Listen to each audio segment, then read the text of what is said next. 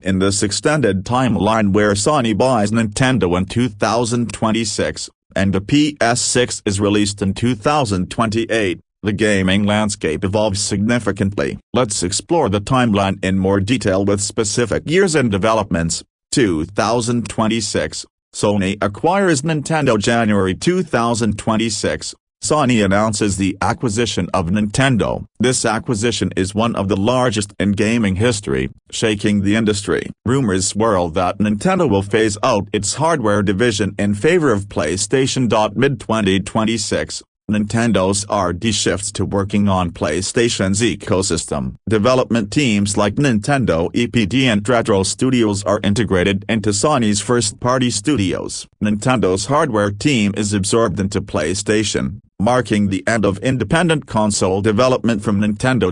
Late 2026, Nintendo's console division officially disbanded. Sony signals that future Nintendo games will be released exclusively for PlayStation systems, including the PS6. Nintendo games like Super Mario, Zelda, and Metroid are moved into development for the PS6, though with potential delays due to the transition. 2027, development and transition. Early 2027, Nintendo's last Switch games are released. These include the final Mario Kart 9 and a Zelda expansion, which had been in development before the merger. Mid-2027, transition to PlayStation 6 begins. Developers at Nintendo are adapting their games to the PlayStation hardware. Games such as Super Mario Odyssey 2 and The Legend of Zelda: Tears of the Kingdom 2 are pushed back as they are reworked for the more powerful PS6. Late 2027, Sony announces the PlayStation 6 for a 2028 release. The PS6 is promised to be the most powerful console to date,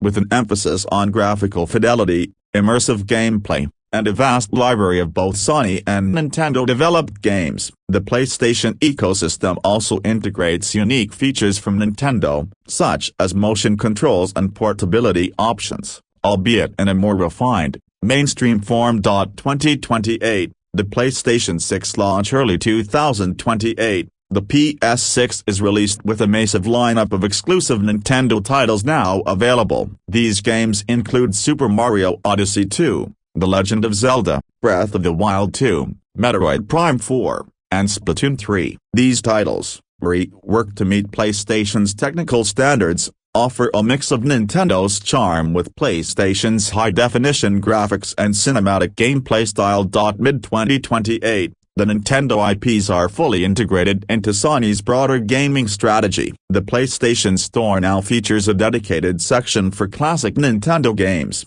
many of which are revamped or enhanced for the PS6. A Nintendo-branded service exists alongside PlayStation Plus, providing exclusive access to a catalog of legacy Nintendo games from the NES, SNES, N64, and GameCube era. Late 2028, the gaming community reacts. Many traditional Nintendo fans express mixed reactions as some welcome the enhanced graphics and cinematic experiences of Nintendo franchises on PS6, while others feel the loss of Nintendo's unique charm and accessibility. Sony launches a marketing campaign to win over the Nintendo faithful by emphasizing that beloved titles are now available with cutting-edge technology and enhanced gameplay. 2029, long-term integration. Early 2029, Nintendo franchises on PS6 began to blend more with Sony's own offerings. Super Mario and Zelda titles now feature highly detailed worlds and more mature themes,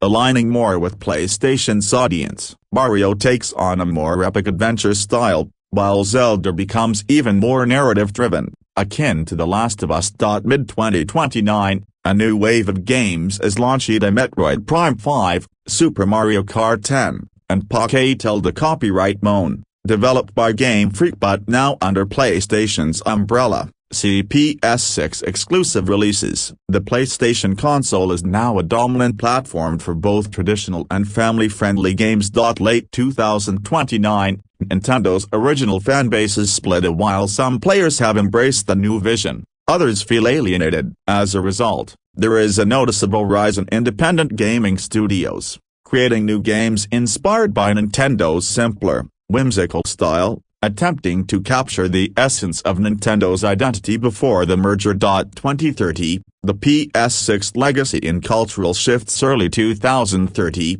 PS6 continues to dominate with a catalog of beloved Nintendo franchises alongside Sony's original titles. The Legend of Zelda becomes one of the defining franchises of the PS6 era, attracting a massive audience, while Super Mario continues to be a top seller, though it's a more mature and action-oriented game. Mid-2030, Nintendo's cultural impact begins to fade. Nintendo is no longer an iconic console maker but rather a subsidiary of Sony. The release of a new copyright-owned game on PS6 takes on a more mature, story-driven approach. Meanwhile, classic Nintendo hardware like the NES, SNES, and GameCube becomes a nostalgic collector's market.